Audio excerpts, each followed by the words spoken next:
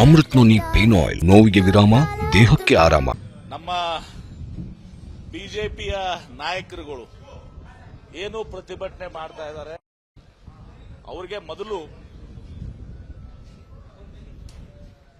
ಹಿಂದೆ ಯುಪಿಎ ಸರ್ಕಾರ ಇದ್ದಾಗ, ಮನಮೋಹನ್ ಸಿಂಗ್ ಅವರು ಪ್ರಧಾನಮಂತ್ರಿಗಳಿದ್ದಾಗ ಜಾಗತಿಕ ಮಾರ್ಕೆಟ್ನಲ್ಲಿ ಕಚ್ಚಾ ತೈಲ ಕ್ರೂಡ್ ಆಯಿಲು 109 ರಿಂದ 140 ರೂಪಾಯಿ ಇತ್ತು.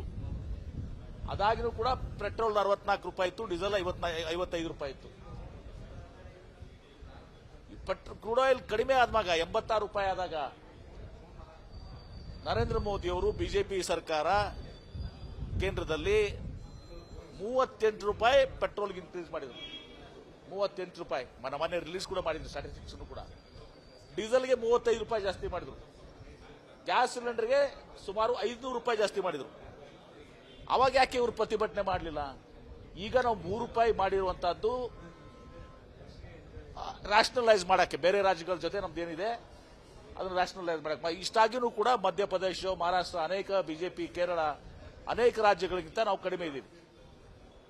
ಈಗಲೂ ಕೂಡ ನಾನು ನೆರೆ ಜಿಲ್ಲೆ, ಮಹಾರಾಷ್ಟ್ರ ಗಡಿಯಲ್ಲಿ ಬಂದ ಬಿಜಾಪುರ ಪಕ್ಕ ಶೋಲಾಪುರ ಇದೆ, ಸಾಂಗ್ಲಿ, ಜತ್ತು ಎಲ್ಲ ಇದೆ. ಅಲ್ಲಿ ಈಗಲೂ ಕೂಡ ನಾವು ಕಡಿಮೆ ಇದ್ದೀವಿ. ಹೀಗಾಗಿ ಈ ಬಿಜೆಪಿ ಅವರಿಗೆ 38 ರೂಪಾಯಿದಾಗ ಮಾತನಾಡುವಂತ ಧೈರ್ಯ ಇರಲಿಲ್ಲ. ಪ್ರಧಾನಮಂತ್ರಿಗಳ ಬಳಿ ಹೋಗಿ ನಮ್ಮದೇ ಬಿಜೆಪಿ 25 ಸಂಸದರಿದ್ರು, ಕೇಂದ್ರ ಸಚಿವರುಗಳಿದ್ರು, ಇವ್ರು ಯಾರು ಕೂಡ ಹೋಗಿ ಅಲ್ಲಿ ನರೇಂದ್ರ ಮೋದಿ ಅವ್ರ ಮುಂದೆ ಬಾಯಿ ತೆಗಿಲಿಕ್ಕೆ ಅವ್ರಿಗೆ ಆಗಲಿಲ್ಲ. ಯಾವುದೇ ವಿಷಯದಲ್ಲಿ ಅವಾಗ ಹೇಳ್ಬೇಕಾಗಿತ್ತು, 38 ರೂಪಾಯಿ ಜಾಸ್ತಿ ಮಾಡಿದೀರಾ, 35 ರೂಪಾಯಿ ಜಾಸ್ತಿ ಮಾಡಿದೀರಾ, 500 ರೂಪಾಯಿ ಗ್ಯಾಸ್ ಸಿಲಿಂಡರ್ ಜಾಸ್ತಿ ಮಾಡಿದೀರಾ, ಕಚ್ಚಾ ತೈಲ ಕಡಿಮೆ ಇದ್ದಾಗ, ದರ ಬ್ಯಾರೆಲ್ಗೆ ಕಡಿಮೆ ಇದ್ದಾಗ, ಜಾಸ್ತಿ ಇದ್ದಾಗ ಅವರು ನಮ್ಗಿಂತ ಕಡಿಮೆ ಇದ್ರು, ನೀವು ಜಾಸ್ತಿ ಮಾಡಿದೀರಾ. ಪಕ್ಕದ ದೇಶಗಳಲ್ಲಿ ಕೂಡ ಇವತ್ತು ಬರ್ಮಾ, ಪಾಕಿಸ್ತಾನ, ಶ್ರೀಲಂಕಾ ಅಲ್ಲೆಲ್ಲ ಕೂಡ ಕಡಿಮೆ ಇತ್ತು. ಅವಾಗ ಯಾಕೆ ಇವ್ರು ಬಾಯಿ ತೆಗಿಲಿಲ್ಲ ಬಿಜೆಪಿ ಅವರು? ಈಗ ಸೈಕಲ್ ಹೊಡ್ಕೊಂಡ್ ಬರ್ತಾರಂತೆ, ಹೊಡಿಲಿ, ಒಳ್ಳೇದು ಆರೋಗ್ಯಕ್ಕೆ ಅದು.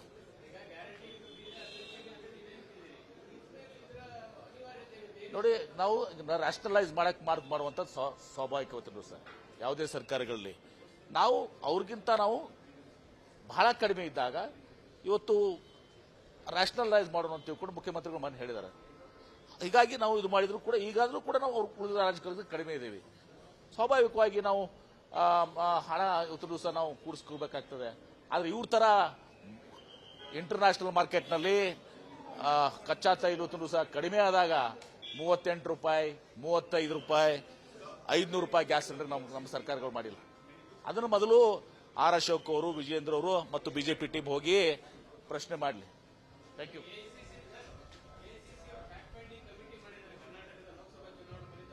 ಸ್ವಾಭಾವಿಕ ಮಾಡಬೇಕಾಗ್ತದೆ. ನಾವು ಎಲ್ಲಿ ತಪ್ಪಿದ್ದೀವಿ, ಕರ್ನಾಟಕ ಅಷ್ಟೇ ಅಲ್ಲ, ಇಡೀ ದೇಶದಲ್ಲಿ ಎಲ್ಲನೂ ಕೂಡ ನಾವು ಎಲ್ಲೆಲ್ಲಿ ಯಾವ ರಾಜ್ಯದಲ್ಲಿ ಯಾವ ಕಾರಣದಿಂದ ಸೋತಾಗಿದ್ದಾವೆ, ಯಾವ ಮತಕ್ಷೇತ್ರದಲ್ಲಿ ಯಾವ ಕಾರಣದಿಂದ ಸೋಲಾಗಿದ್ದಾವೆ, ಇದನ್ನ ನಾವು ಚರ್ಚಿಸಿ ಇದನ್ನ ತಿಳ್ಕೊಂಡು ಆಮೇಲೆ ಮುಂದಿನ ಇದನ್ನ ನಾವು ಯಾವ ರೀತಿ ಮುಂದೆ ನಡಿಬೇಕು ಅನ್ನೋದು ಮಹತ್ವದಾಗಿದೆ. ಕರ್ನಾಟಕ ಎಲ್ಲ ಕಡೆ, ಇಡೀ ದೇಶದಲ್ಲಿ ಎಲ್ಲ ಕಡೆನೂ ಕೂಡ ಆಗ್ತದೆ.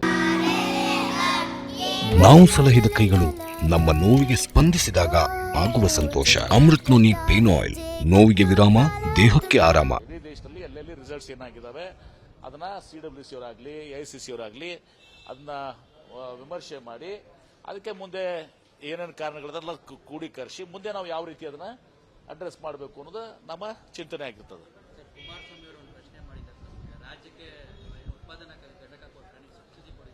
ನೋಡಿ, ನಾನು ಈಗಾಗಲೇ ನಿನ್ನೆ ಹೇಳಿದ್ದೀನಿ, ಸೆಮಿ ಕಂಡಕ್ಟರ್ ವಿಚಾರದಲ್ಲಿ ಹಿಂದೆ ಗುಜರಾತ್ನವರು ಮೈಕ್ರಾನ್ಗೆ 50% ಸಹ ಕೇಂದ್ರ ಸರ್ಕಾರ ಸಬ್ಸಿಡಿ ಕೊಟ್ಟಿದೆ.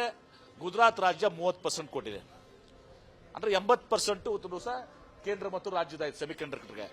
ನಾನು ಕುಮಾರಸ್ವಾಮಿ ಅವರಿಗೆ ನಿನ್ನೆನೂ ಕೂಡ ಹೇಳಿದ್ದೀನಿ, ಫೋನಲ್ಲೂ ಕೂಡ ಮಾತನಾಡಿದ್ದೀನಿ. ಇವತ್ತು ಸೆಮಿ ಕಂಡಕ್ಟರ್ಸ್ ನಮ್ಮಲ್ಲಿ ಕೊಡ್ತಾ, ನಮ್ಮ ರಾಜ್ಯದವರು ನೀವು ಯಾವ ರೀತಿ ಮೈಕ್ರಾನ್ಗೆ 50% ಕೊಟ್ಟಿದ್ದೀರಿ, ನೀವು ಕೇಂದ್ರ ಸರ್ಕಾರ ನೀವು ಕೊಡಿ, ನಮ್ಮ ರಾಜ್ಯ ಸರ್ಕಾರ ಏನು 30%, 20% ಏನಿದೆಯಲ್ಲ ನಾವು ಕೊಡ್ಲಿಕ್ಕೆ ಸಿದ್ಧರಾಗಿದ್ದೇವೆ. ನಾನು ಬಹಳ ಸ್ಪಷ್ಟವಾಗಿ ಹೇಳ್ತೀನಿ, ನಾವು ಸಿದ್ಧರಾಗಿದ್ದೇವೆ ಮತ್ತು ವಿಶ್ವಾಸ ಇದೆ ಕುಮಾರಸ್ವಾಮಿ ಅವರು ಇಲ್ಲಿ ಸೆಮಿ ಕಂಡಕ್ಟರ್ ವಲಯದಲ್ಲಿ ನಮ್ಮ ರಾಜ್ಯ ಮುನ್ನಡೆಯಲಿಕ್ಕೆ ಅವರು ಸಹಕಾರ ಮಾಡ್ತಾರೆ. ನಾನು ಫೋನ್ನಾಗೂ ಹೇಳಿದ್ದೀನಿ, ನಾನು ಮಾಡ್ತೀನಿ ಅಂತ ಹೇಳಿದ್ದಾರೆ ಅವರು. ನೀವು ಬಂದಾಗ ಪ್ರಪೋಸಲ್ಸ್ ಇದೆಲ್ಲ ಮಾಡಿ ವರ್ಕೌಟ್ ಮಾಡಿ ನಾನು ಮಾಡ್ತೀನಿ ಅಂತ ಹೇಳಿದ್ದಾರೆ. ಅದಕ್ಕೆ ಅದೇ ಮಾದರಿಯಲ್ಲಿ ನಮಗೂ ಕೂಡ ಕೊಟ್ಟು ಅವ್ರು ಕೊಟ್ಟಿದ್ದು ನಾವು ತಪ್ಪನಲ್ಲ. ಗುಜರಾತ್ಗೆ ಏನು ಕೊಟ್ಟಿದ್ದೀರಾ ಅದೇ ರೀತಿ ನಮಗೂ ಕೂಡ ಕೊಡಿ, ಅದೇ ಮಾದರಿಯಲ್ಲಿ ಕೊಡಿ ಅಂತ ಹೇಳಿದ್ದೀನಿ. ಬಹುಶಃ ಅವರು ಅದನ್ನ ಮಾಡ್ತಾರೆ. ಅನುಕ್ಷಣದ ಸುದ್ದಿಗಳಿಗಾಗಿ ವಿಸ್ತಾರ ನ್ಯೂಸ್ ಯೂಟ್ಯೂಬ್ ಚಾನೆಲ್ ಸಬ್ಸ್ಕ್ರೈಬ್ ಮಾಡಿ. ಹೊಸ ಸುದ್ದಿಗಳ ನೋಟಿಫಿಕೇಶನ್ಗಾಗಿ ಬೆಲ್ ಐಕಾನ್ ಕ್ಲಿಕ್ ಮಾಡಿ. ಲೇಟೆಸ್ಟ್ ಅಪ್ಡೇಟ್ಸ್ಗಾಗಿ www.vistaranews.com ವೆಬ್ಸೈಟ್ಗೆ ವಿಸಿಟ್ ಮಾಡಿ. ಅಂಗೈಯಲ್ಲೇ ಜಗತ್ತಿನ ಸುದ್ದಿ ತಿಳಿಯಲು ವಿಸ್ತಾರ ನ್ಯೂಸ್ ಕನ್ನಡ ಆಪ್ ಡೌನ್ಲೋಡ್ ಮಾಡಿ.